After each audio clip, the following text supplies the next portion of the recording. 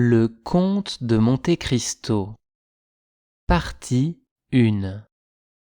Écrit par Alexandre Dumas. Adapté et lu par Frédéric Delaveine de Choulot. Chapitre 1. L'arrivée. Le 24 février 1815, en France, un grand bateau appelé le Pharaon entre dans le port de Marseille. Le bateau avance très lentement et avec une apparence vraiment triste. Alors, certaines personnes curieuses sur la plateforme du port se demandent si un accident est arrivé. Près du pilote, on peut voir un jeune homme qui fait des gestes rapides avec des yeux précis et intelligents. Il contrôle chaque mouvement du bateau et donne les ordres. Sur la plateforme du port, une atmosphère d'anxiété agite la multitude de personnes, et spécialement un des spectateurs qui est trop impatient pour attendre l'entrée du bateau. C'est l'entrepreneur qui possède le bateau.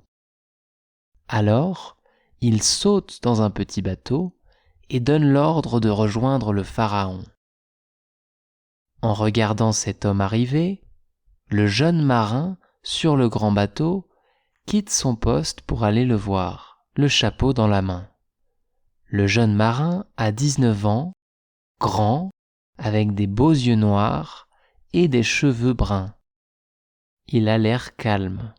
C'est une caractéristique typique aux hommes habitués à lutter avec le danger depuis leur enfance. « Ah, c'est vous, Dantès !» crie l'homme dans le petit bateau. « Qu'est-ce qui est arrivé ? Et pourquoi il y a cette atmosphère de tristesse à bord ?»« Un grand malheur, monsieur Morel, » répond le jeune homme. « Un grand malheur pour moi en particulier. Nous avons perdu le capitaine Leclerc. »« Et les marchandises ?» demande rapidement l'entrepreneur. « Elles sont bien arrivées, monsieur Morel, et je pense que vous serez content concernant ce point. Mais le pauvre capitaine Leclerc... »« Qu'est-ce qui lui est arrivé ?» demande l'entrepreneur soulagé. « Qu'est-ce qui lui est arrivé à ce brave capitaine ? » « Il est mort. »« Tombé à la mer ? » ?»« Non, monsieur, mort d'une fièvre cérébrale, dans d'horribles souffrances. » Puis, Dantès se tourne vers l'équipe du bateau. « Hé, préparez-vous pour l'arrivée !» Ils obéissent. Au même instant, les 8 ou 10 marins qui composent l'équipe commencent à exécuter les ordres. Après avoir contrôlé l'exécution de chaque manœuvre, il revient vers son interlocuteur. « Et comment ce malheur est-il arrivé ?» dit l'entrepreneur pour reprendre la conversation. « Mon Dieu, monsieur, de la manière la plus inattendue. Après une longue conversation avec le commandant du port, le capitaine Leclerc a quitté Naples très agité. 24 heures après, la fièvre a commencé.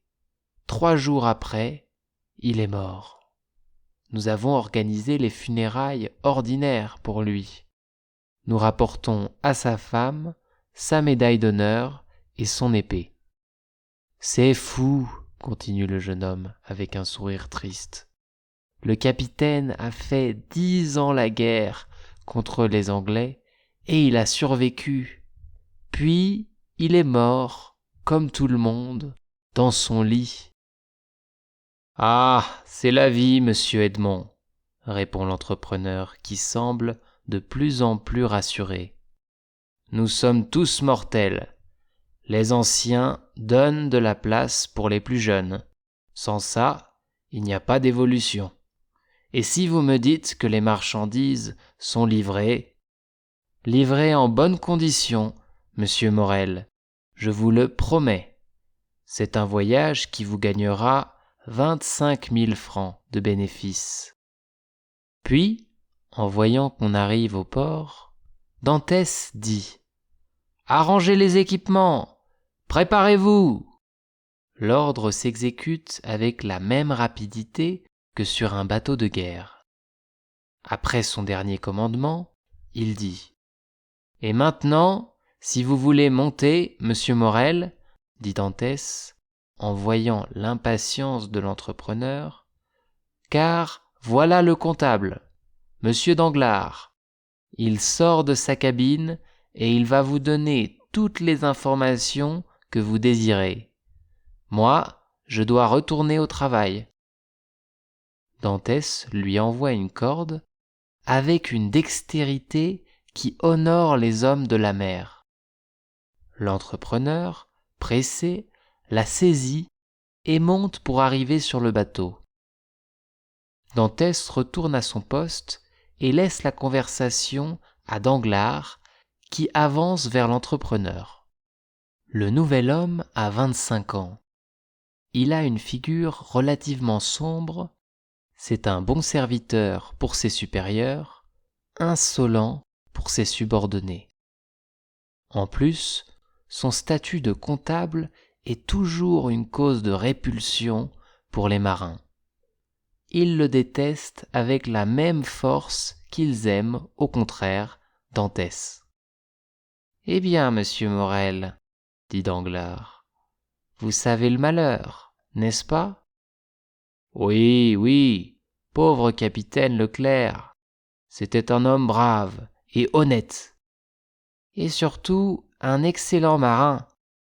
Il a vécu entre le ciel et l'eau pour servir votre belle entreprise, » répond Danglars. « Mais, dit l'entrepreneur en regardant Dantès qui travaille, « mais il me semble qu'il n'est pas nécessaire d'être un très vieux marin pour connaître ce travail, Danglars, car je vois notre ami Edmond Dantès qui fait son travail comme un homme qui n'a besoin de demander des conseils à personne. » « Oui, dit Danglars, en jetant un regard illuminé de haine sur Dantès. « Oui, il est jeune et il ne doute de rien. Immédiatement après la mort du capitaine, il a pris le commandement sans consulter personne. Et il nous a fait perdre 1 jour et demi à l'île d'Elbe, au lieu de revenir directement à Marseille. » « Concernant prendre le commandement du bateau, dit l'entrepreneur, il a bien fait. C'est son devoir, car il est le second dans la hiérarchie. Concernant perdre 1 jour et demi à l'île d'Elbe, il a eu tort, à moins que le bateau ait eu besoin de réparation.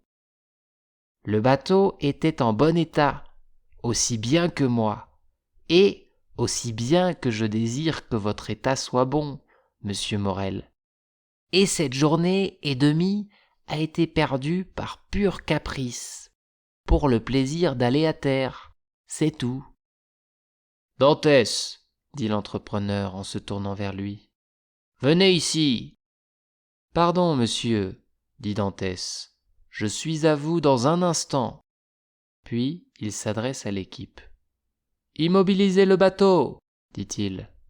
Alors l'ancre tombe et la chaîne avec le bruit. Dantès reste à son poste, même s'il y a présence du pilote, jusqu'à ce que cette dernière manœuvre soit terminée. « Vous voyez, dit Danglars, il croit déjà qu'il est capitaine.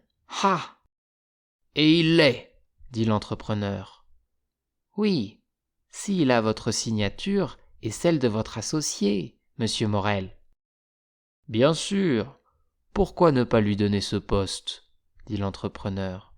Il est jeune, je le sais bien, mais il semble investi et très expérimenté. » Un nuage passe sur le visage de Danglars. « Pardon, monsieur Morel, dit Dantès. Nous espérons que vous avez apprécié cet aperçu. Pour continuer à écouter ce livre audio sur Google Play Livres, utilisez le lien dans la description de la vidéo.